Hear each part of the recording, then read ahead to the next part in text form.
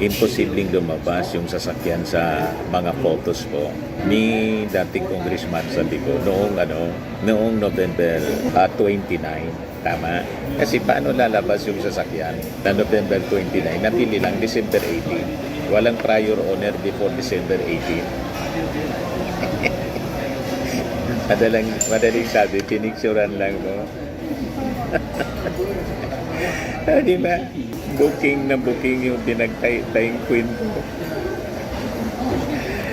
Yun, mga kababayan, talagang lalabas ang katotohanan. May timeline mismatch, mga kababayan, madaling sabi. Kasi sa claim po ni Saldico, may litrato na siyang November 29, 2024, kung saan nag-deliver siya ng mali-malitang pera, di ba?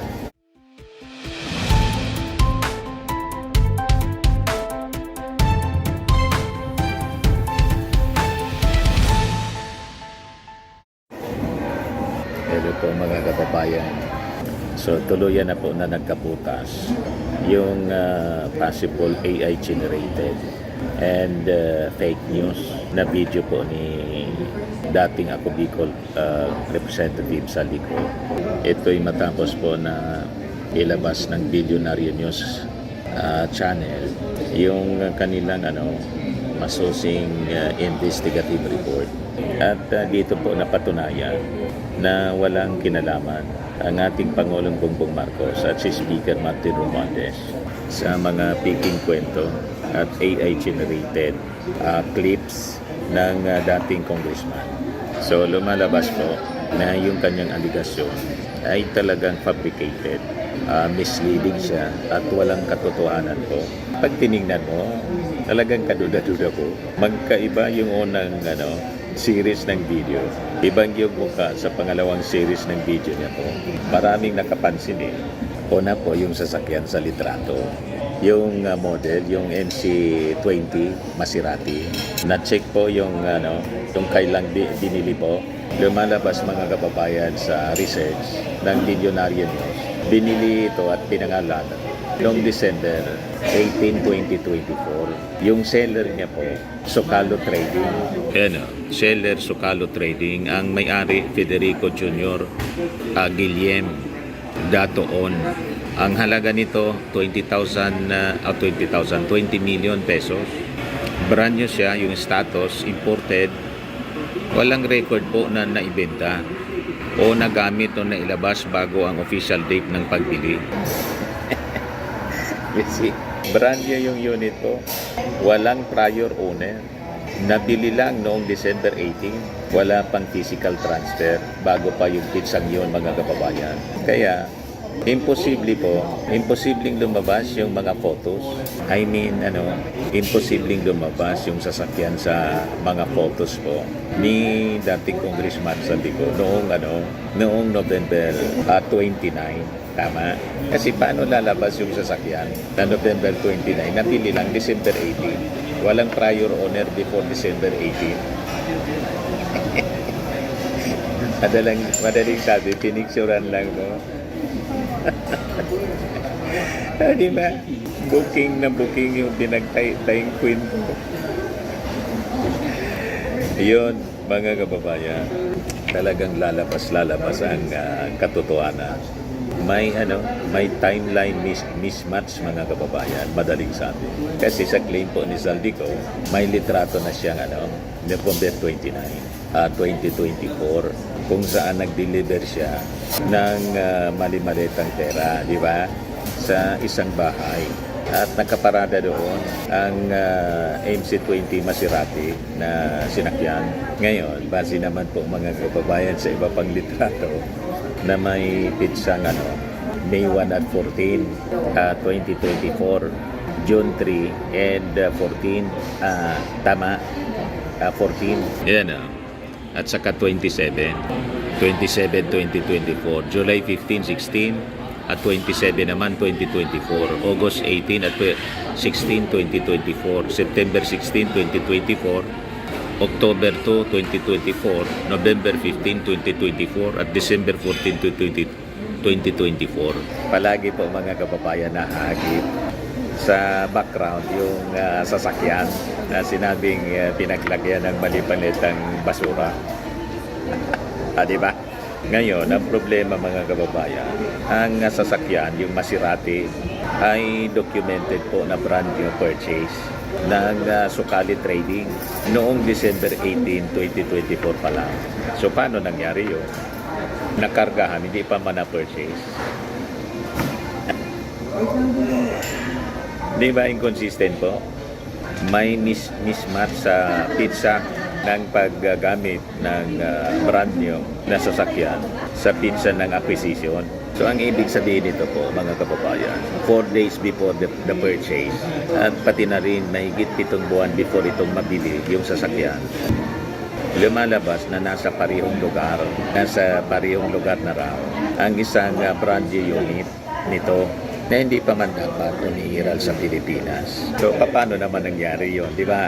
Logically, impossible po. Kita ninyo? So, malinaw po. Tahi yung kwento. Kasi kung brand new at first release siya noong December 18 pa lang, 2024, hindi dapat ito makikita sa litrato. Mula buwan ng Mayo hanggang early December 2024, tama ba? So ang consistent appearance mga kababayan nitong sasakyan sa mga larawan, bago pa man ito opisyal na dumating, ito'y malinaw po na indikasyon na talagang may mali sa kwento. Mali yung pizza na nasa larawan base doon sa kwento ni dating Congressman Saldico. What? Nahuli po yung kasinungalingan. Nakita ninyo ba? Tapos yun ang gustong paniwalaan ng mga DDS na gustong iupo si Sara sa pagkapangulo. Sabi ko sa inyo, mahilig sila maniwala sa kasinungalingan basta maiupo lang si Sara. Kahit anong kwento, papaniwalaan nila. So, ulitin natin ang documented reality. Natanggap po ng Sukali Trading ang brand yung sasakyan na Maserati. December 18, 2024. Paano nagamit yun ni Saldico na mag-deliver ng limpak-limpak na salapi, mali-mali ng basura sa panahon before yun na mabili. Di ba ba? Paano magamit niya yun? Kasi since brand new na nabili, brand yung binili ang sasakyan noong December 18, 2024, hindi man po pwedeng nandun yung sasakyan sa isang residential area bago pa ito bili ng supplier at i-release. Nagets ninyo po? Walang documents kasi po na nagpapakita showing prior use. Hindi man po ito pre-owned. Hindi man po ito test unit. Hindi man po ito demo car. Ito po kasi ay brand new base sa mga dokumento. Malinaw po? Kaya imposibleng lumitaw ang isang brand new import car sa bahay po before itong binili. Tama? Para lang po itong may picture ka ng bagong refrigerator sa bahay mo noong November. Binili mo lang naman ito noong December. So, hindi pwede mangyari. Di ba? Kaya talagang malinaw. May mali sa kwento. So, pwede tayo mag-conclude na it's either manipulated po yung video o yung litrato. Di ba po? Talagang mali yung naging narrative po ni Saldico. Kasi halata naman po na may nagbigay lang siguro sa kanya ng script para basahin. Hoping na magagatungan po yung ating mga mamamayang Filipino para sa plano nilang destabilization. Di ba? Ngayon, base sa investigation, pinamitan po ng investigative journalism ng Billionaire News. Nag-location check sila.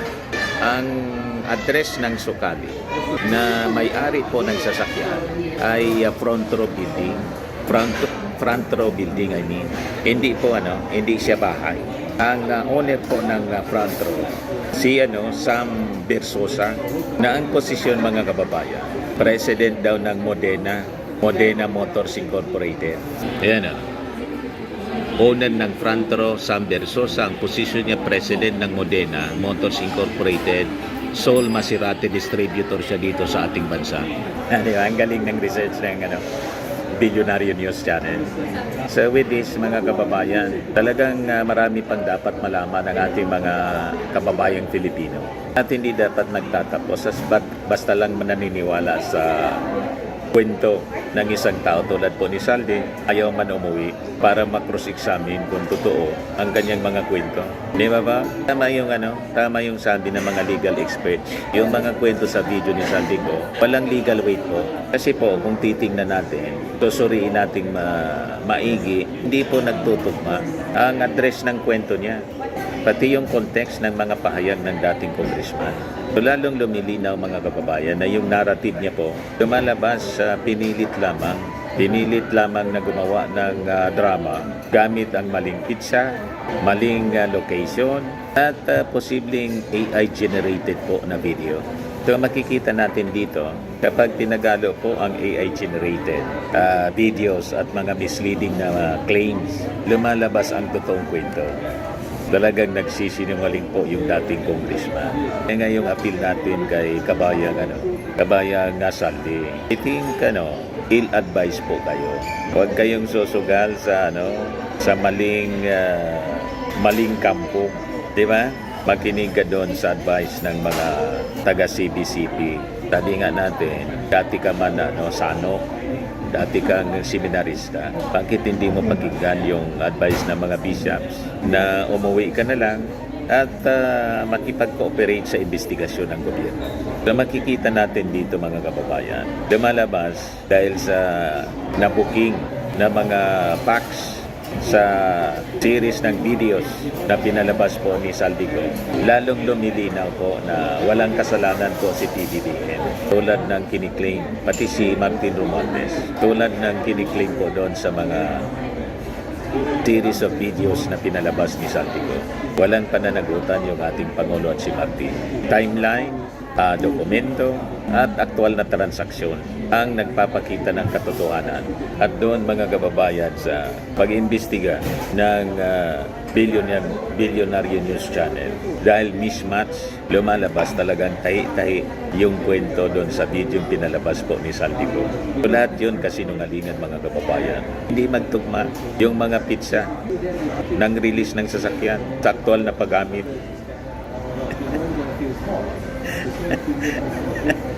Diba? Nabuking ko. Sabi sa Bible, napakalinaw, nothing concealed which shall not be revealed, or hidden which shall not be made known. Ganun po yun. Kaya ang panawagan natin kay Kabayang Saldi, magsabi ka na lang ng totoo, and the truth shall set you free. Kasi pag naggumawa ka ng tay-tayong kwento, mabubuking at mabubuking yan. Di ba? Lalabas at lalabas yung totoo sa tamang panahon. Ito na nga po, lumabas sa tamang panahon ang katotohanan mga kababayan. Ayan lang po ang ating short video ngayon. Ako po si Dante Maravillas. Bye-bye po.